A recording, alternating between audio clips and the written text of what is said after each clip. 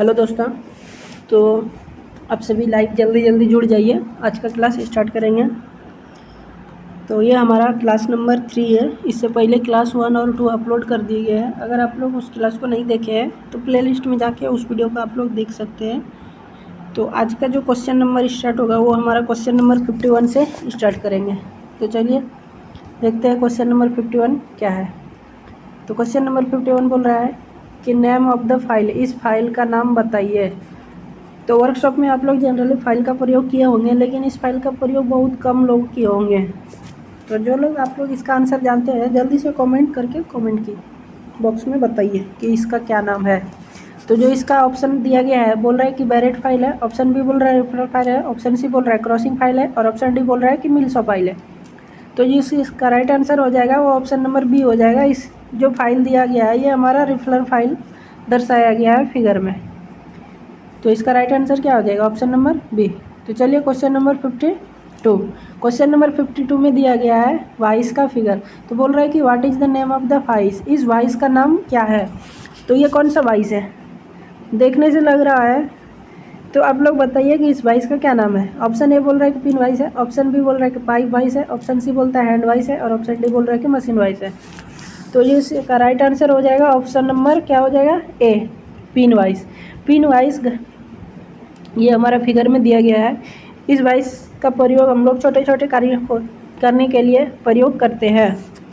तो चलिए question number देखते हैं 53। क्वेश्चन नंबर 53 बोल रहा है कि हैवी ड्यूटी वर्क के लिए किस ग्राइंडिंग मशीन का प्रयोग किया जाता है। हैवी ड्यूटी वर्क में यानी कि भारी वर्क के लिए वर्कशॉप में किस ग्राइंडर का प्रयोग करते हैं। तो वर्कशॉप में जनरली दो प्रकार का, साधारण वर्कशॉप में दो प्रकार का ग्राइंडर रहता है। एक होता है बेंच ग्राइंडर और एक होता है पेडेस्टल ग्राइंडर। बेंच ग्राइंडर जो होता है वो हमारा बेंच पर फिट किया रहता है और पेडेस्टल ग्राइंडर डायरेक्ट हमारा ज़मीन पर यानी कि फर्श पर फिट किया रहता है। तो इसमें बोल रहे हैं कि हैवी वर्क के लिए किसका प्रयोग करते हैं। तो हैवी वर्क के लिए हम लोग जनरली पेडेस्टल ग्राइंडर का प्रयोग करते हैं। तो क्वेश्चन नंबर 53 का राइट आंसर हो जाएगा ऑप्शन नंबर सी। तो चलिए क्वेश्चन नंबर देखते हैं 54। क्वेश्चन नंबर 54 बोल रहा है कि चैन ड्रिलिंग के बाद मटेरियल को अलग करने के लिए किस छेनी का उपयोग किया जाता है। तो चैन ड्रिलिंग के बाद मटेरियल को अलग करने के लिए हम लोग तो पहले जानते हैं कि चैन ड्रिलिंग कैसे होता है। तो ये मान लीजिए हमारा जॉब है, इसमें हम लोग पंच ड्रिल करके छोटा छोटा ड्रिल किया है। तो इस पार्ट्स को हटाने के लिए हम लोग एक चीज़ल का प्रयोग करते हैं जिसकी सहायता से हमारा पूरा कट करके क्या होता है, अलग हो जाता है। तो इस जगह पर जो चीज़ल का प्रयोग करते हैं वो हमारा कौन सा चीज़ल आ जाएगा? वो हमारा ऑप्शन नंबर ए आ जाएगा, वेब चीज़ल। तो चैन ड्रिलिंग के बाद मटेरियल को अलग करने के लिए वेब चीज़ल का प्रयोग करते हैं। तो चलिए क्वेश्चन नंबर देखते हैं 55। क्वेश्चन नंबर 55 बोल रहा है कि लकड़ी के काम करने वाले आरी के दांतों को तेज करने के लिए किस फाइल का उपयोग किया जाता है। यानी कि लकड़ी वाले जो मिल वगैरह और भी छोटे छोटे कार्यों में लकड़ी का जो काम होता है उसमें से आरी का जो प्रयोग करते हैं उसमें से बोल रहा है कि उस आरी का जो धार तेज करने के लिए किस फाइल का प्रयोग किया जाता है। तो ऑप्शन ए दिया गया है बैरेट फाइल, ऑप्शन बी दिया गया है टिंकर्स फाइल, ऑप्शन सी है मिल्सॉ फाइल और ऑप्शन डी है रिफलर फाइल। तो जो इसका राइट आंसर हो जाएगा ऑप्शन नंबर सी हो जाएगा मिल्सॉ फाइल। लकड़ी के आरी में धार को तेज करने के लिए मिल्सॉ फाइल का प्रयोग करते हैं। तो चलिए देखते हैं क्वेश्चन नंबर 56। क्वेश्चन नंबर 56 में बोल रहा है कि हथौड़े का वजन को कहाँ दर्शाया जाता है। तो इसमें से हथौड़ी का वजन कहाँ पर दर्शाया जाता है। तो ऑप्शन ए बोलता है कि फेस में, ऑप्शन बी बोल रहा है पिन में, ऑप्शन सी बोलता है चिक में और ऑप्शन डी बोल रहा है आई होल में। आई होल में तो हम लोग हैंडल फिट करते हैं, फेस में फेस से तो चोट लगाते हैं, पिन से भी चोट लगाते हैं। तो जो हमारा किस में मार्क रखा रहता है, चिक में हैमर का वेट को दर्शाया जाता है। तो इसका right answer option number C हो जाएगा। तो चलिए क्वेश्चन नंबर देखते हैं 57। क्वेश्चन नंबर 57 में बोल रहा है कि अगर चिपिंग करते समय छेनी का क्लियरेंस कौन अनुशंसित कौन यानी कि जितना उसका एंगल होना चाहिए उससे अगर कम हो जाएगा तो क्या प्रभाव पड़ेगा जॉब पर। तो मान लीजिए कि ये हमारा छेनी का ये वाला है, ये हमारा छेनी का एक्सिस है, ये वाला क्लियरेंस एंगल है और ये टॉप वाला हमारा रैक एंगल हो जाएगा और ये वाला कटिंग एंगल हो जाएगा।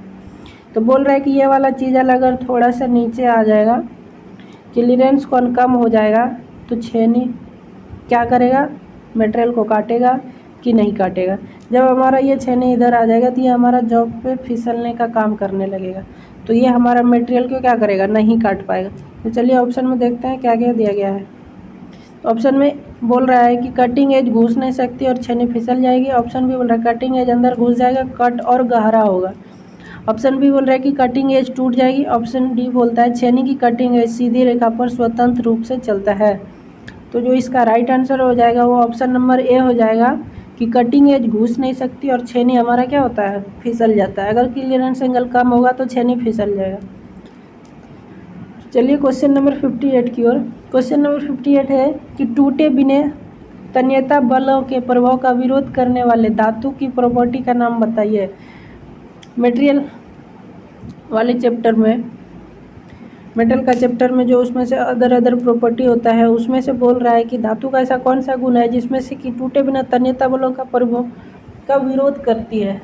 तो ऑप्शन ए बोलता है कि डक्टिलिटी, ऑप्शन बी बोल रहा है टेनासिटी, ऑप्शन सी बोल रहा है इलास्टिसिटी और ऑप्शन डी बोलते हैं कि मेलिबिलिटी। तो धातु जो बिना टूटे बलों का जो विरोध करता है वो हमारा टेनासिटी के अंतर्गत आ जाता है। तो इसमें से देखते हैं कि डक्टिलिटी क्या करता है। डक्टिलिटी जो है मेटल का प्रॉपर्टी, उसके द्वारा हम किसी भी मेटल्स का वायर के रूप में खींच सकते हैं। और ऑप्शन सी जो दिया है इलास्टिसिटी, इलास्टिसिटी रबड़ जैसा काम करता है। अगर उस मटेरियल का प्रॉपर्टी का गुण के अगर किसी मेटल को खींचेंगे तो वापस उसी स्थान पर वो आ जाएगा जो ओरिजिनल था। और ऑप्शन डी जो है मेलेबिलिटी, मेलेबिलिटी का जो मटेरियल का गुण है उसके द्वारा हम किसी भी सीड्स के रूप में उसको बना सकते हैं। तो इसका जो आंसर है राइट 58 का वो ऑप्शन नंबर बी हो जाएगा टेनासिटी। चलिए क्वेश्चन नंबर देखते हैं 59। क्वेश्चन नंबर 59 में दिया गया है कि माइक्रोमीटर है, इसका बोल रहा है कि एक्स ग्रुप में चिन्हित भाग का नाम बताइए। तो इस माइक्रोमीटर का चिन्हित भाग का नाम जो है, इसमें से पहले ये बताइए कि ये जो माइक्रोमीटर है ये हमारा कौन सा माइक्रोमीटर है, इनसाइड माइक्रोमीटर है या आउटसाइड माइक्रोमीटर है। तो ये जो हमारा फिगर में दिखाया गया है ये हमारा आउटसाइड माइक्रोमीटर है। आउटसाइड माइक्रोमीटर में ये भी रेंज भी दिया गया है कि ये 50 से 75 मिलीमीटर रेंज वाला आउटसाइड माइक्रोमीटर है। तो चलिए इसमें से सभी पार्ट्स का एक बार आपको नाम बता देते हैं। तो ये हमारा रेचेट स्टॉप है, ये वाला जो है ये थिम्बल है, ये वाला एनविल है, ये वाला एनविल है, ये हमारा स्पिंडल है। एनविल जो हमारा ये पार्ट मार्क्स एक्स दिया गया यही वाला हमारा एनविल है। तो इसी में से हमको एक्स वाला जो पार्ट्स है उसी का नाम बताना है। तो ये हमारा कौन सा पार्ट्स हो जाएगा, एनविल वाला पार्ट्स पूछा गया है। तो इसका right answer option number A हो जाएगा। चलिए क्वेश्चन नंबर 60 की ओर। क्वेश्चन नंबर 60 में बोल रहा है कि मीट्रिक आउटसाइड माइक्रोमीटर की एक्यूरेसी क्या है। तो साधारण वर्कशॉप में जनरली मीट्रिक आउटसाइड माइक्रोमीटर का ही प्रयोग करते हैं। तो उसमें से जो एक्यूरेसी होता है वो हमारा 0.01 mm की एक्यूरेसी में रखा जाता है। अगर इसी मीट्रिक माइक्रोमीटर में अगर वर्नियर माइक्रोमीटर की बात किया जाए तो उसका जो राइट आंसर हो जाएगा ऑप्शन नंबर बी हो जाएगा वर्नियर माइक्रोमीटर के लिए 0.001 mm। तो हमारा यहाँ पर जनरल साधारण माइक्रोमीटर का पूछा गया तो इसका right answer option number A हो जाएगा। तो चलिए क्वेश्चन नंबर देखते हैं 61। क्वेश्चन नंबर 61 में फिगर से रिलेटेड दिया गया है। तो बोल रहा है कि एक्स के रूप में चिन्हित भाग का नाम बताइए। तो ये हमारा ड्रिल बिट है, ड्रिल बिट में हमारा ये वाला पार्ट्स का नाम पूछा गया है। तो ये हमारा किसका दर्शाया गया है, तो ये हमारा पॉइंट एंगल को दर्शाया गया है। तो चलिए देखते हैं ऑप्शन में क्या क्या दिया गया है, पॉइंट एंगल है या नहीं है।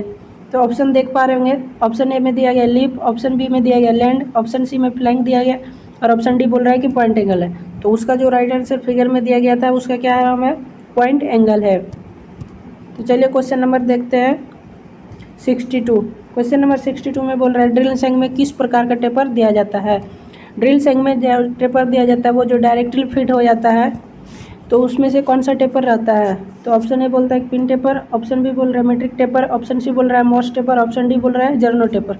तो जो इसका राइट आंसर हो जाएगा वो ऑप्शन नंबर सी हो जाएगा मॉस टेपर। ड्रिल सेंग में जनरली मॉस टेपर दिया जाता है। तो चलिए क्वेश्चन नंबर 63 की ओर। क्वेश्चन नंबर 63 बोल रहा है मशीन स्पिंडल से ड्रिल को और सॉकेट निकालने के लिए किसका प्रयोग करते हैं। तो मशीन स्पिंडल में ड्रिल जो मॉस टेपर वाला जो सेंक वाला ड्रिल को फिट करते हैं या सॉकेट्स को फिट करते हैं तो उसको फिर मशीन स्पिंडल से निकालने के लिए किस टूल्स का प्रयोग करते हैं। तो ऑप्शन ए बोल रहा है ड्रिफ्ट का, ऑप्शन बी बोल रहा है स्लिप का, ऑप्शन सी बोल रहा है पंच का और ऑप्शन डी है हैमर का। तो इसको निकालने के लिए हमारा एक टूल्स आता है वर्कशॉप में जिसका नाम ड्रिफ्ट्स रखा जाता है। तो ड्रिफ्ट्स की सहायता से मशीन स्पिंडल से ड्रिल और सॉकेट को निकालने का प्रयोग करते हैं। तो इसका राइट आंसर क्या हो जाएगा? Option number A, drift. तो चलिए क्वेश्चन नंबर 64 की ओर। क्वेश्चन नंबर 64 है, प्रतिबंधित स्थान में उपयोग किए जाने वाले टैप रिंच का प्रयोग कर क्या नाम है?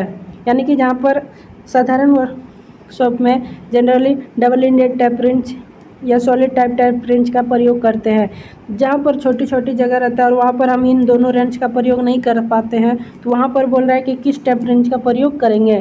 तो वहाँ पर हमारा एक टी हैंडल टाइप का टैप रिंच आता है जिसकी सहायता से हम रिस्ट्रिक्टेड प्लेस में भी टैप कर सकते हैं। तो इसका राइट आंसर क्या हो जाएगा? Option number B. तो चलिए क्वेश्चन नंबर 65 की ओर। क्वेश्चन नंबर 65 है कि आइसोमेट्रिक थ्रेड में M10 × 1.5 थ्रेड के लिए टैप ड्रिल आकार की गणना कीजिए। तो सबसे पहला टैप ड्रिल साइज का गणना करने के लिए आपको फॉर्मूला पता होना चाहिए। अगर किसी को फॉर्मूला पता है तो चलिए कमेंट कीजिए, अगर नहीं है तो फिर हम बताएंगे आपको। तो चलिए कमेंट कीजिए पहले।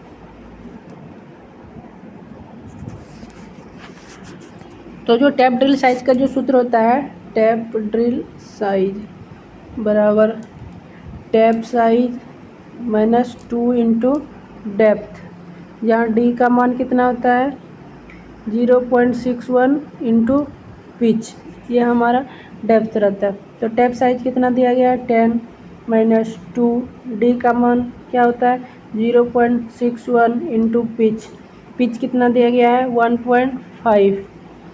तो 10 इसको मल्टीप्लाई करेंगे तो कितना आएगा 1.83 समथिंग आएगा। तो ये जो लगभग एक आ जाएगा 8.2 mm इसका आ जाएगा टैप ड्रिल साइज। तो M10 का टैप करने के लिए हमारा ड्रिल साइज कितना हो जाएगा 8.2 मिलीमीटर का हम लोग ड्रिल करेंगे। तो इसका राइट आंसर हो जाएगा ऑप्शन नंबर ए। तो चलिए क्वेश्चन नंबर 66 क्या बोलता है? बोल रहा है कि ड्रिलिंग ऑपरेशन में फीड की इकाई क्या है? तो फीड हम किसको बोलते हैं? एक रेवोल्यूशन में जितना वो दूरी तय करता है उसको क्या बोलते हैं? फीड बोलते हैं। तो एक रेवोल्यूशन में कितना दूरी करेगा?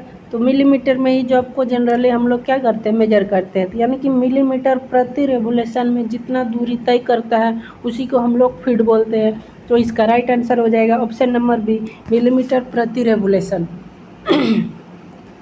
तो चलिए क्वेश्चन नंबर 67 की ओर। क्वेश्चन नंबर 67 में बोल रहा है कि वर्नियर कैलिपर में एक्स के रूप में चिन्हित भाग का नाम बताइए। तो ये जो हमारा वर्नियर कैलिपर दिया गया है इसमें से ये वाला पार्ट्स का हमको नाम पूछा गया है। तो चलिए हम पहले आपको सभी पार्ट्स का नाम बता देते हैं। तो ये जो हमारा ऊपर वाला देख पा रहे होंगे ये वाला हमारा इंटरनल जॉ है और नीचे का जो ये दो जॉ है ये हमारा आउटर जॉ है। आउटर जॉ की सहायता से हम आउटसाइड डायमीटर का जॉ को माप सकते हैं। इनसाइड जो जॉ है उसकी सहायता से हम लोग इंटरनल डायमीटर का चेक कर सकते हैं। और ये वाला हमारा बीम है और ये जो हमारा मेन स्केल दिया गया है और ये वाला हमारा वर्नियर स्केल है। और ये वाला जो पार्ट्स एक्स पूछा गया है ये हमारा डेप्थ बार है जिसकी सहायता से हम किसी भी डेप्थ को चेक कर सकते हैं। तो इसका right answer option number C हो जाएगा। वर्नियर कैलिपर में इस भाग का नाम क्या है? डेप्थ बार है। चलिए क्वेश्चन नंबर देख लेते हैं 68। क्वेश्चन नंबर 68 में बोल रहा है कि संयोजन सेट कॉम्बिनेशन सेट में प्रोटेक्टर हेड की शुद्धता क्या होती है? तो प्रोटेक्टर हेड से हम लोग क्या काम कर सकते हैं? तो किसी भी एंगल को मेजर कर सकते हैं। तो उसकी बोल रहा है कि कितना एक्यूरेसी है। तो जनरली कॉम्बिनेशन सेट में 4 पार्ट्स होता है। पहला पार्ट्स प्रोटेक्टर हेड, दूसरा स्क्वायर हेड, तीसरा सेंटर हेड और चौथा स्टील रूल। तो ये हमारा टोटल 4 पार्ट होता है। तो इसमें से प्रोटेक्टर हेड की परिशुद्धता पूछा गया है। तो इसका राइट आंसर हो जाएगा ऑप्शन नंबर ए, 1 डिग्री की शुद्धता में हम इसके द्वारा माप कर सकते हैं। तो चलिए क्वेश्चन नंबर देखते हैं 69। क्वेश्चन नंबर 69 में बोल रहा है कि एक ट्राई स्क्वायर की शुद्धता क्या है? यानी कि ट्राई स्क्वायर की सहायता से कितना एक्यूरेसी में हम जॉब को चेक कर सकते हैं? तो ऑप्शन ये बोलता है कि 0.02 मिलीमीटर प्रति 10 mm लेंथ में। यानी कि मान लीजिए ये कोई जॉब है, यहाँ से अगर ये इसका 10 मिलीमीटर लेंथ है तो इसका इतना एक्यूरेसी में हम कितना जॉब चेक कर सकते हैं? 0.002 2 मिलीमीटर की शुद्धता में हम लोग जॉब को चेक कर सकते हैं। तो देखिए इसमें से कौन सा ऑप्शन में 002 मिलीमीटर प्रति 10 मिलीमीटर लेंथ में दिया गया है।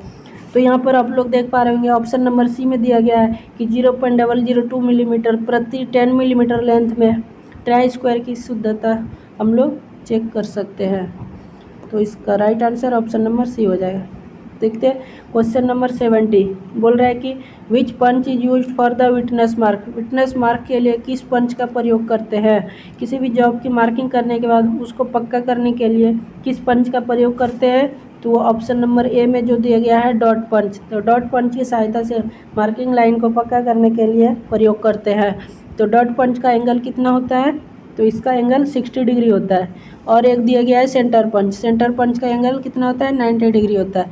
एक और पंच होता है प्रिक पंच। प्रिक पंच जो हमारा एंगल आता है वो एंगल आता है 30 डिग्री। तो इसका राइट आंसर ऑप्शन नंबर हो जाएगा A dot punch. Question number है 71।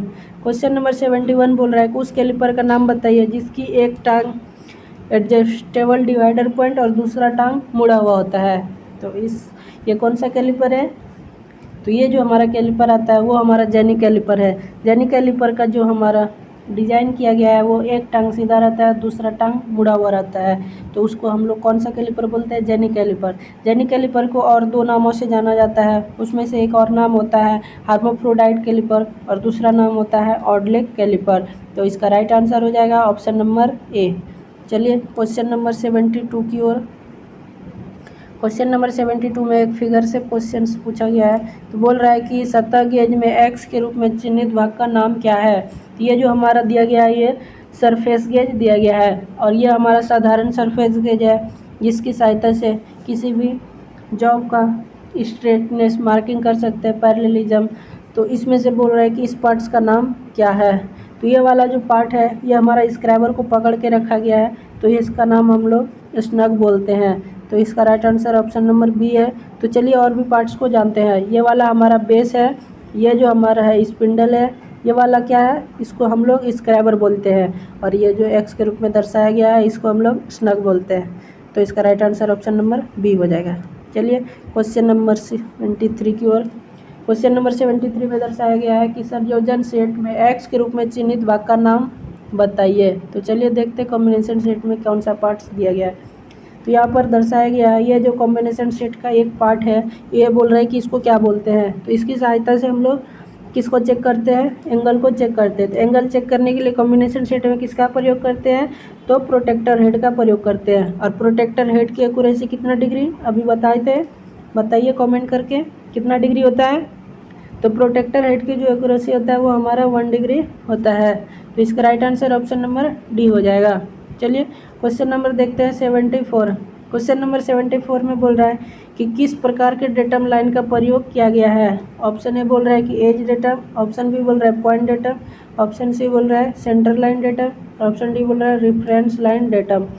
तो इसमें से देख पा रहे होंगे यह जो हमारा मार्किंग सिस्टम किया गया है एक इधर से किया गया है और एक इस साइड, दो तरह का जो बेस बना के किया गया है। तो ये जो हमारा मार्किंग विधि है ये हमारा एज डेटम विधि से किया गया है। तो यहाँ से पहला मार्किंग किया गया है ये वाला, फिर दूसरा ये वाला, तीसरा ये वाला और इस साइड से फिर पहला ये है, दूसरा ये, तीसरा ये, यानी कि ये टोटल हमारा मार्किंग विधि है।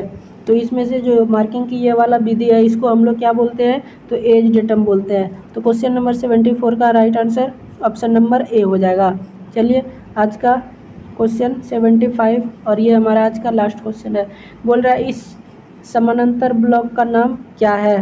तो चलिए फिगर देखते हैं क्या है दिया गया है। तो यहाँ पर आप लोग देख पा रहे होंगे ये वाला हमारा फिगर दिया गया है और इसके बारे में पूछा गया है कि ये कौन सा ब्लॉक है। तो बोल रहा है कि सॉलिड पैरेलल ब्लॉक है, ऑप्शन बी बोल रहा है टेनन पैरेलल ब्लॉक है, ऑप्शन सी बोलता है एंगुलर पैरेलल ब्लॉक है और ऑप्शन डी बोल रहा है कि एडजस्टेबल पैरेलल ब्लॉक है। तो यहाँ पर आप लोग देख पा रहे होंगे ये वाला ग्रुप है और इसको अगर नीचे स्लाइड करते आएंगे तो हमारा हाइट घटते जाएगा, अगर ऊपर स्लाइड करते जाएंगे तो हमारा हाइट बढ़ते जाएगा। तो इसको हम लोग क्या कर सक रहे हैं, तो एडजस्ट कर सक रहे हैं। तो इसका क्या नाम दे देंगे, एडजस्टेबल पैरेलल ब्लॉक। तो आज का ये लास्ट क्वेश्चन था। अगर आप लोग चैनल पर पहली बार आए हैं तो चैनल के साथ जुड़े रहिए और चैनल को सब्सक्राइब कर लीजिए, बेल आइकन को ऑन कर दीजिए और वीडियो कैसा लगा कमेंट करके बताइए। और नेक्स्ट पार्ट आएगा इससे आगे का क्वेश्चन। तो फिर मिलेंगे नेक्स्ट वीडियो के साथ, तब तक के लिए जय हिंद जय भारत।